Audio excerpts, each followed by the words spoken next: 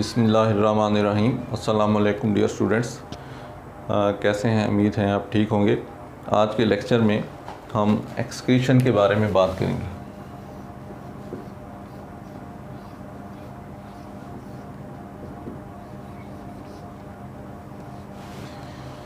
Dear students, आप पढ़ चुके हैं कि सेल के अंदर हर वक्त केमिकल रिएक्शंस होते रहते हैं। उन केमिकल रिएक्शंस को मजमूई तौर पर हम मेटाबॉलिक रिएक्शंस कहते हैं। ठीक है, सेल के अंदर हर वक्त केमिकल रिएक्शंस होते रहते हैं। उन केमिकल रिएक्शंस को मजमूई तौर पर हम मेटाबॉलिक रिएक्शंस कहते हैं। इन मेटाबॉलिक रिएक्शंस के दौरान जहाँ बहुत सी मुफीद चीज़ें प्रोड्यूस होती हैं, वहाँ कुछ नकारा चीज़ें भी प्रोड्यूस हो जाती हैं। इन नकारा चीज़ों को जो मेटाबॉलिज्म के दौरान सेल के अंदर प्रोड्यूस होती हैं, इन नकारा चीज़ों को वेस्टफुल मेटाबोलाइट्स कहा जाता है। इन वेस्टफुल मेटाबोलाइट्स में डिफरेंट चीज़ें, मुख्तलिफ़ किस्म के ऑर्गेनिक कंपाउंड्स होते हैं, लेकिन इनमें ख़ास तौर पर जो नाइट्रोजन के कंपाउंड्स हैं, जो नाइट्रोजन पर मुश्तमिल होते हैं, वो ज़्यादा मिक़दार में पाए जाते हैं। तो इन नाइट्रोजन के कंपाउंड्स को नाइट्रोजिनस वेस्ट कहा जाता है। तो ये जो वेस्टफुल मेटाबोलाइट्स मेटाबॉलिक रिएक्शन के दौरान प्रोड्यूस होते हैं, इनको बॉडी से निकालना बहुत ज़रूरी होता है। अगर इनको बॉडी से ना निकाला जाए तो ये बॉडी में बिगाड़ का बायस बनते हैं। इन वेस्टफुल मेटाबोलाइट्स को बॉडी से बाहर निकालने का जो अमल है, उसी को एक्सक्रीशन कहा जाता है। तो एक्सक्रीशन कैसे कहते हैं? मेटाबॉलिक रिएक्शंस के दौरान वेस्टफुल मेटाबोलाइट्स प्रोड्यूस होते हैं। उन वेस्टफुल मेटाबोलाइट्स को बॉडी से बाहर निकालने का जो अमल है, उसको एक्सक्रीशन कहते हैं। तो इस तरह एक्सक्रीशन को हम कैसे डिफ़ाइन करेंगे, आइए देखते हैं। Elimination of wasteful metabolites.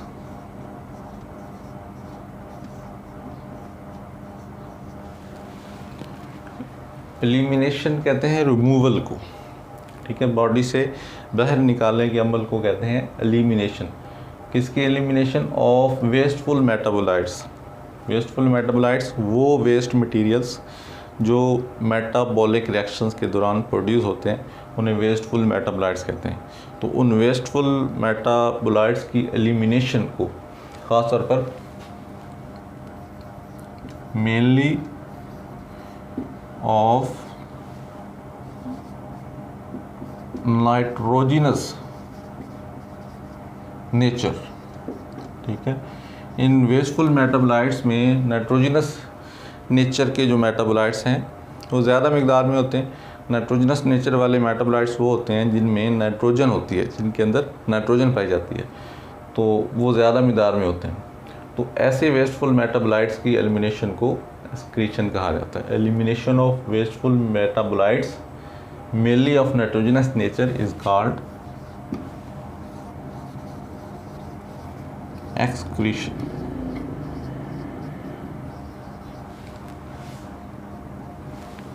तो ये है एक्सक्रीशन की डेफिनेशन। ठीक है, एक्सक्रीशन क्या है? Elimination of wasteful metabolites mainly of nitrogenous nature is called excretion. Excretion homeostasis का ही एक प्रोसेस है। It is a process related to homeostasis. A process related to homeostasis. Excretion तमाम जानदारों में होती है। ठीक है, एक्सक्रीशन का जो अमल है, it occurs in all organisms.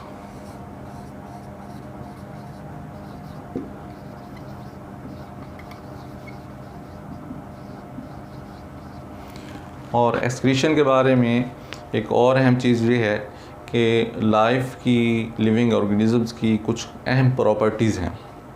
ठीक है, जिनकी बुनियाद पर हम जानदार और बेजान चीज़ों में फ़र्क कर सकते हैं। तो एक्सक्रीशन उन प्रॉपर्टीज़ में से एक है। It is one of the essential properties of life की जो एसेंशियल प्रॉपर्टीज़ हैं, एक्सक्रीशन कमल उनमें से एक है। ठीक है, तो ये था एक्सक्रीशन के बारे में।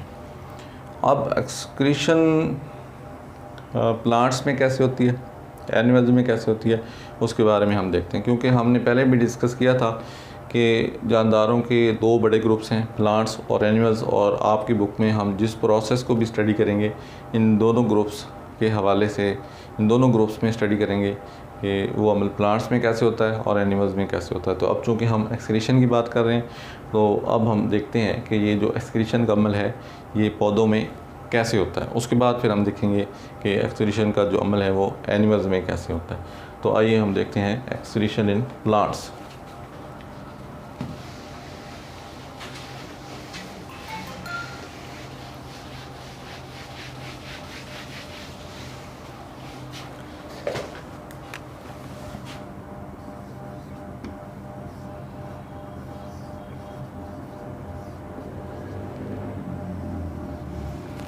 वो चीज़ें जिनको एक्सक्रीशन के अमल के दौरान बॉडी में से बाहर निकाला जाता है, उन चीज़ों को एक्सक्रीटरी प्रोडक्ट्स कहा जाता है।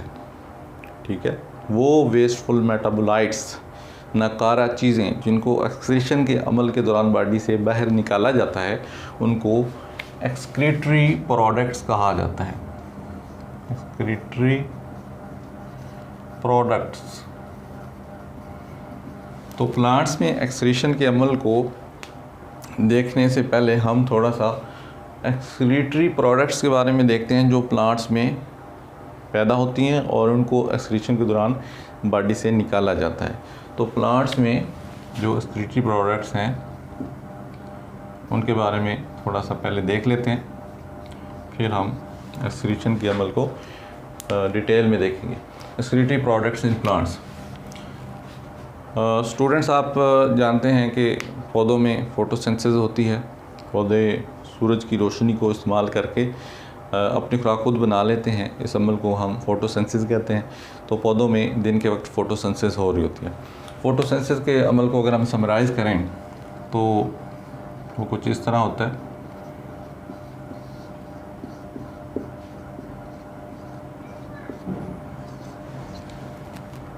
अब इस प्रोसेस के दौरान यहाँ पर लाइट भी यूज़ होती है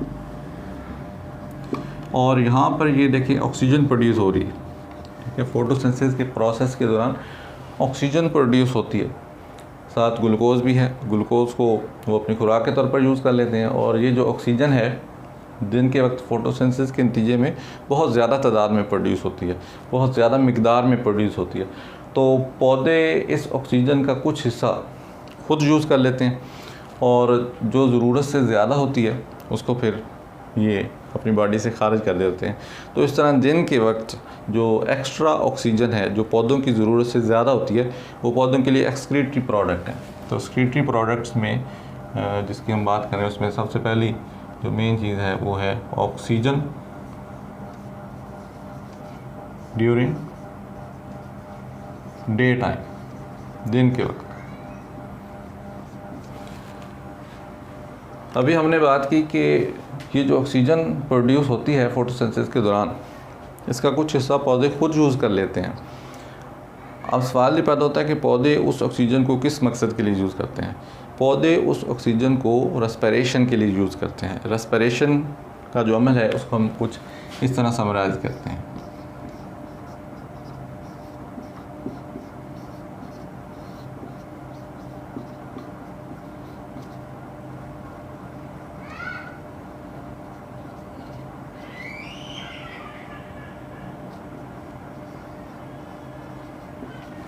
तो इस तरह एक तरह से ये फोटोसिंथेसिस का जो अमल है उसके ओपोजिट है कि ये फोटोसिंथेसिस का प्रोसेस है। ठीक है, और ये रेस्पिरेशन का प्रोसेस है।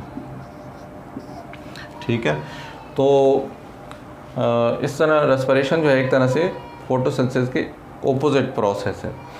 तो इसमें अगर हम देखें तो यहाँ पर कार्बन डाइऑक्साइड प्रोड्यूस हो रही है ये। अब ये जो कार्बन डाइऑक्साइड है जो रेस्पिरेशन के दौरान प्रोड्यूस होती है, दिन के वक्त तो ये सारी की सारी इधर फोटोसिंथेसिस में यूज़ हो जाती है यहाँ पर, ठीक है। ये जो कार्बन डाइऑक्साइड है डे टाइम में तो ये सारी की सारी यहाँ पर फोटोसिंथेसिस में यूज़ हो जाती है।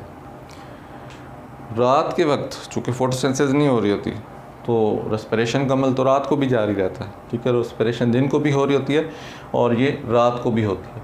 तो रात के वक्त ये जो कार्बन डाइऑक्साइड है ये फिर एक्स्ट्रा प्रोडक्ट है, पौधे इसको फिर खारिज करते हैं। तो इस तरह ये भी एक्सक्रीटिव प्रोडक्ट है, कार्बन डाइऑक्साइड ये भी एक्सक्रीटिव प्रोडक्ट है एट नाइट, रात के वक्त, ठीक है। रात के वक्त जो कार्बन डाइऑक्साइड है ये भी एक्सक्रीटिव प्रोडक्ट है। अब यहाँ पर फोटोसिंथेसिस में भी वाटर प्रोड्यूस होता है, ठीक है। वाटर इस्तेमाल भी होता है और एज ए प्रोडक्ट प्रोड्यूस भी होता है फोटोसिंथेसिस के दौरान, और यहाँ पर भी प्रोड्यूस हो रहा है रेस्पिरेशन के दौरान। तो इस पानी का ज़्यादातर हिस्सा तो पौधे यूज़ कर लेते हैं, क्योंकि पानी जो है ये ज़रूरत है पौधों की। अगर ये ज़रूरत से ज़्यादा है तो फिर ये भी एक्सक्रीटिव प्रोडक्ट होता है। Water if present in extra amount then it is also excretive product। अब इन चीज़ों के अलावा पौधे बहुत से ऑर्गेनिक और इनऑर्गेनिक सब्सटेंसेस भी प्रोड्यूस करते हैं जो एक्सक्रीटिव प्रोडक्ट्स में शामिल हैं। Many inorganic and organic substances,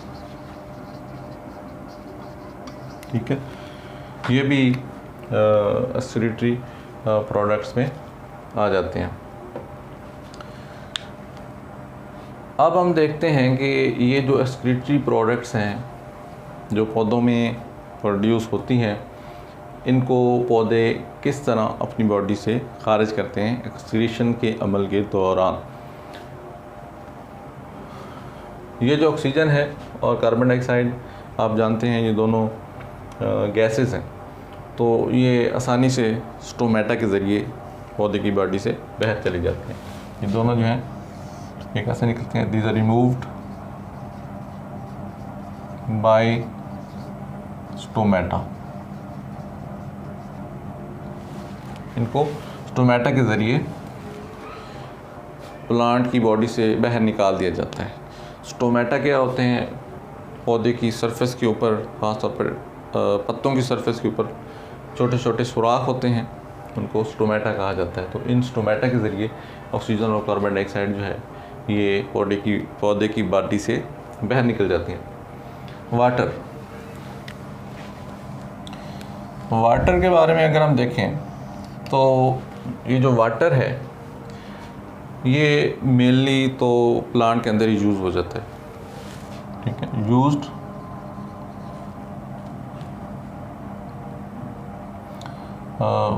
for various purposes, इसको मुख्तलिफ मकासद के लिए यूज़ कर लिया जाता है।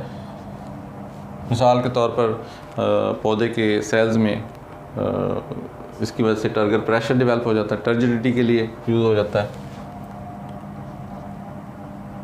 To develop turgor pressure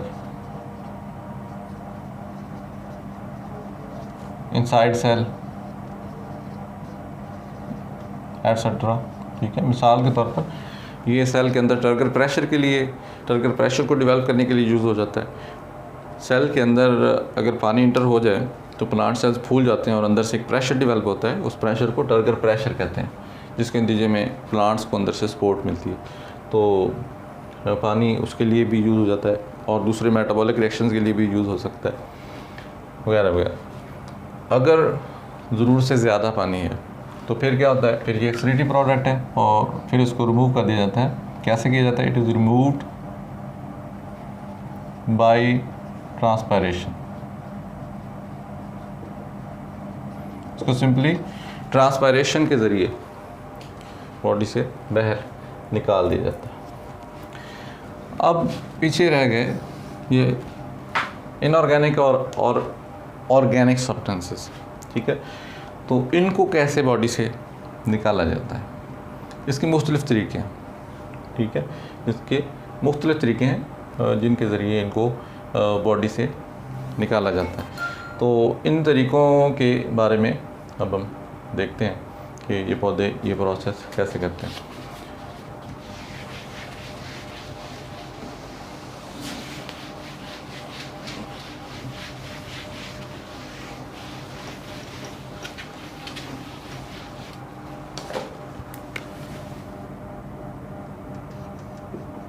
elimination यानी removal of inorganic and organic substances, ये कैसे होती है ये अब हम देखते हैं। प्लांट सेल्स में सेंटर के अंदर एक बड़ा सा चैम्बर होता है, उसे वैक्यूल कहते हैं। सपोज ये एक प्लांट सेल है, this is a plant cell. अब यहाँ पर सेंटर में एक बड़ा सा चैम्बर होता है, इसे कहते हैं वैक्यूल।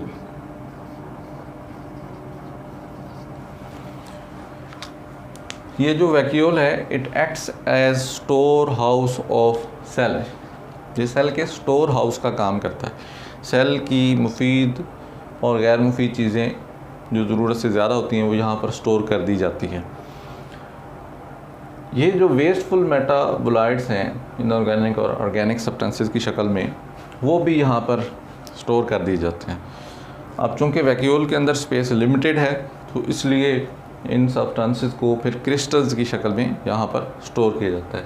तो एक तरीका तो ये है कि ये जो सब्सटेंसेस हैं this can be stored in vacuoles, इनको वैक्यूल्स के अंदर स्टोर कर दिया जाए। अब वैक्यूल तकरीबन प्लांट के तमाम सेल्स के अंदर मौजूद है। तो सवाल ये पैदा होता है कि ये पौधे के किस हिस्से के वैक्यूल्स के अंदर स्टोर होते हैं। तो इस सिलसिले में जो लीव्स हैं वो प्रोमिनेंट ऑर्गन्स हैं जिनके वैक्यूल्स के अंदर ये प्रोसेस होता है। तो यहाँ पर leaves are prominent organs, these are prominent organs for storage of these substances। ये वाले जो substances हैं इनकी स्टोरेज के लिए लीव्स जो हैं ये प्रोमिनेंट ऑर्गन्स हैं, यानी लीव्स के सेल्स के जो वैक्यूल्स हैं उनमें मेनली ये प्रोसेस होता है और वहाँ पर ये इन सब्सटेंसेस को स्टोर कर दिए जाते हैं। अब जब ये सब्सटेंसेस पत्तों के अंदर स्टोर होना शुरू हो जाते हैं तो उसके नतीजे में आहिस्ता आहिस्ता पत्ते पीले पड़ना शुरू हो जाते हैं। पत्तों का जो सब्ज़ रंग है वो क्लोरोफिल की वजह से होता है, लेकिन जैसे जैसे ये सब्सटेंसेस स्टोर होना शुरू हो जाते हैं पत्ते पीले पड़ना शुरू हो जाते हैं। तो इसका मतलब ये नहीं कि क्लोरोफिल ख़त्म हो जाता है, बल्कि वो जो पिलाहट है पत्तों की वो इन सब्सटेंसेस की वजह से होती है। इन सब्सटेंसेस के कलर की वजह से जो सब्ज़ रंग है वो छुप जाता है और उसकी जगह पे पीला रंग जो है वो अपीयर हो जाता है। तो जब पत्ते मुकम्मल तौर पर ओवरलोडेड हो जाते हैं इन सब्सटेंसेस से तो फिर वो गिर जाते हैं, ठीक है। तो ऐसे लीव जो हैं उनके बारे में आपकी बुक में बड़ी अच्छी बात लिखी हुई है। Such leaves are destined to fall off। ऐसे लीव्स की किस्मत में ये लिख दिया गया है कि उन्होंने गिरना ही गिरना है, ठीक है। destined off का मतलब है कि destined to fall off का मतलब है कि इनकी किस्मत में लिख दिया गया है कि उन्होंने गिरना ही गिरना, ठीक है। तो जब ऐसे पत्ते इन सब्सटेंसेस से ओवरलोडेड हो जाते हैं तो वो गिर जाते हैं, जिसके नतीजे में वो सारे वेस्ट मटेरियल्स प्लांट की बॉडी से निकल के दूर चले जाते हैं। तो ऐसे पत्तों को जो ओवरलोड होने के बाद, वेस्टफुल मटेरियल से ओवरलोड होने के बाद गिर जाते हैं, ऐसे पत्तों को कहा जाता है एक्सक्रीटोफोर्स। सच लीव्स आर कॉल्ड एक्सक्रीटोफोर्स। अगर आप पुराने बोर्ड के पेपर्स उठाकर देखें तो अक्सर ये क्वेश्चन आया हुआ है, व्हाट आर एक्सक्रीटोफोर्स। तो ऐसे पत्ते जो जिनके अंदर वेस्टफुल मेटाबोलाइट्स इकट्ठे होते रहते हैं और वो फिर गिर जाते हैं, ऐसे पत्तों को एक्सक्रीटोफोर्स कहा जाता है। तो जो सियाने किसान हैं वो फिर इन पत्तों को जो गिर जाते हैं खाद के तौर पर यूज़ कर लेते हैं, क्योंकि इनके अंदर मुख्तलिफ़ किस्म के मिनरल्स, नमकियात, सब्सटेंसेस वगैरह मौजूद होते हैं जो पौधों की ग्रोथ के लिए मुफीद हो सकते हैं। तो इसलिए फिर किसान इन पत्तों को खाद के तौर पर यूज़ कर लेते हैं। आपने सुना होगा मौसम ख़ज़ां में अक्सर पौधे पत्ते गिराते हैं, तो वो जो पत्ते हैं वो एक्चुअली जो गिर रहे होते हैं ख़ज़ां के दौरान वो एक्सक्रीटोफोर्स होते हैं, वो एक्सक्रीशन के प्रोसेस के लिए गिर रहे होते हैं। एक तरीका तो ये है जिसके ज़रिए पौधे इन सब्सटेंसेस से जान छुड़ा लेते हैं, ठीक है, ये एक तरीका भी हमने डिस्कस किया। दूसरा तरीका जिसके ज़रिए पौधे इन सब्सटेंसेस से जान छुड़ाते हैं वो ये है कि पौधे इनको अपनी ओल्ड डेड जाइलम के अंदर स्टोर कर सकते हैं। ये जो सब्सटेंसेस हैं these can be stored in old, जो कि डेड हो चुकी होती है, डेड जाइलम, ठीक है। जाइलम क्या है? पौधे की जड़ें ज़मीन से पानी और नमकियात को जज़ब करती हैं, तो जाइलम जो कि एक टिशू है उस पानी और नमकियात को जो जड़ों ने ज़मीन से जज़ब किया है पौधे के तमाम हिस्सों तक पहुंचा देती है, ठीक है। जाइलम एक टिशू है जो उस पानी और नमकियात को जो जड़ें ज़मीन से जज़ब करती हैं उसको पौधे के तमाम हिस्सों तक पहुंचा देती है। तो वक्त के साथ साथ जाइलम का कुछ हिस्सा डेड हो जाता है, नई भी बनती रहती है और जो पुरानी जाइलम है वो डेड हो जाती है। अब पौधे उस डेड जाइलम के अंदर इन सब्सटेंसेस को, जो वेस्ट मटेरियल्स हैं, इन सब्सटेंसेस को वहाँ पर स्टोर करना शुरू कर देते हैं, जिसके नतीजे में वुड का, लकड़ का जो दरमियानी हिस्सा है वो काला होना शुरू हो जाता है। और ऐसी वुड जिसमें ये सब्सटेंसेस डिपॉजिट हो चुकी हों जाइलम के अंदर, वो बहुत पायदार हो जाती है, मजबूत हो जाती है, उसकी बहुत कमर्शियल वैल्यू होती है, क्योंकि ये सब्सटेंसेस जहरीले होते हैं और जिस वुड के अंदर ये सब्सटेंसेस ज़्यादा हों उसको दीमक वगैरह लगने के चांसेस कम होते हैं। तो इस तरह ओवरऑल वुड की जो स्ट्रेंथ है, ताकत है, उसमें भी इजाफा हो जाता है। तो ऐसी वुड जिसमें ये प्रोसेस हो रहा हो, वहाँ पर सेंटर में, दरमियान में वुड इन सब्सटेंसेस की वजह से काली हो जाती है, तो ऐसी वुड को जो काली हो चुकी हो सेंटर में उसे इबूनी कहा जाता है, एज इन इबूनी, ठीक है। ऐसी वुड को जो दरमियान में काली हो चुकी हो उसको इबूनी कहा जाता है। तो ये प्रोसेस जो है कुछ ट्रीज़ में होता है, जैसे कि इबूनी वगैरह में, जिनमें ब्लैक वुड प्रोड्यूस होती है। दूसरा तरीका, ठीक है। एक और तरीका भी है, तीसरा तरीका, जिसके ज़रिए पौधे वेस्टफुल मेटाबोलाइट्स को बॉडी से निकालते हैं। वो क्या? पौधे इन सब्सटेंसेस को डायरेक्टली अपनी जड़ों के ज़रिए ज़मीन में खारिज कर देते हैं, ठीक है। These can be excreted directly into soil around roots. अब कुछ पौधे इस प्रोसेस को अपने इर्द गिर्द उगने वाले दूसरे पौधों को किल करने के लिए यूज़ करते हैं, ताकि वो पौधे इनकी खुराक और पानी में हिस्सेदार ना बन सके। ठीक है। तो इस तरह पौधे इन केमिकल्स को as a chemical weapon use करते हैं, ठीक है। दीज आर यूज्ड, ये जो सब्सटेंसेज हैं, these are used as chemical weapons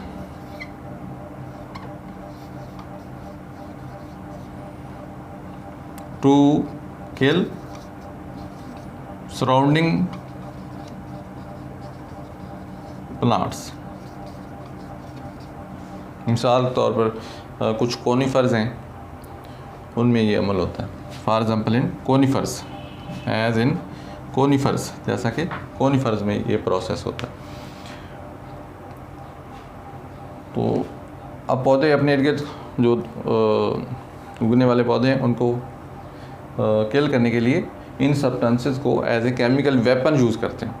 क्यों यूज़ करते हैं? ताकि जो इर्द गिर्द पौधे ग्रो कर रहे हैं वो उनकी खुराक और पानी में हिस्सेदार ना बन सके।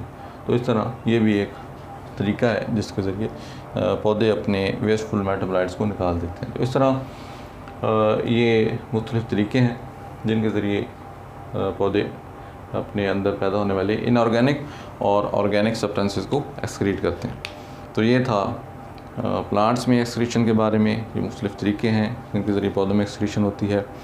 पौधे भी एक्सक्रीशन करते हैं, जैसे कि हम पहले डिस्कस कर चुके कि तमाम जानदारों में एक्सक्रीशन होती है, पौधों में भी होती है, और कैसे होती है ये हमने देखा। तो उम्मीद है आपको ये सारी बातें समझ आई होंगी। नेक्स्ट हम इंशाल्लाह एनिमल्स में एक्सक्रीशन के बारे में बात करेंगे। बहुत शुक्रिया, अल्लाह हाफ़िज़।